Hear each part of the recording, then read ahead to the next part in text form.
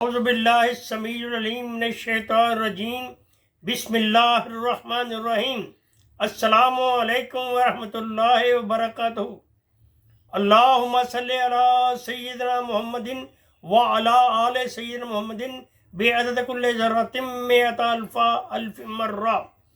قرآن مجید میں ارشاد باری تعالیٰ ہے، اے ایمان والو، جمعہ کے دن جب تمہیں نماز کے لیے پکارا جائے تو اللہ کے ذکر کی طرف دوڑو اور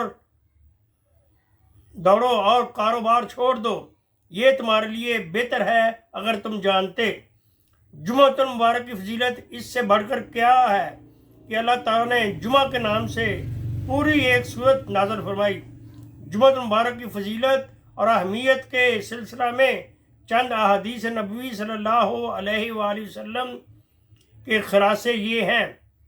حضور صلی اللہ علیہ وآلہ وسلم نے فرمایا، جمعہ تمام دنوں کا سردار ہے اور اللہ کے نزدیک عید الفطر اور عید الاضحیٰ سے بھی اعظم ہے۔ سب دنوں میں افضل جمعہ کا دن ہے۔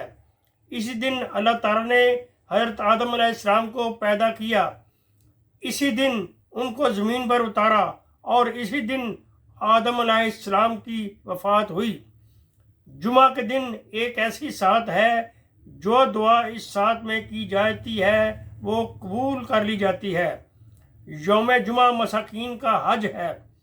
فرمان مصطفیٰ صلی اللہ علیہ وآلہ وسلم ہے کہ جمعہ کے دن مجھ پر درود کی کثرت کیا کرو، تمہارا درود مجھے تمہارا نام لے کر پیش کیا جاتا ہے۔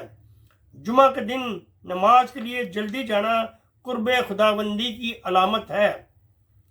جمعہ کی نماز کے لیے حاضری میں جو ترتیب ہوگی وہی ترتیب روز قیامت اللہ تعالیٰ کے پاس بیٹھنے میں ہوگی۔ حضور صلی اللہ علیہ وآلہ وسلم نے فرمایا، مسلسل 3 جمعے ترک کرنے والے کے دل پر مہر لگا دی جاتی ہے اور اس کا دل منافق کا دل بنا دیا جاتا ہے۔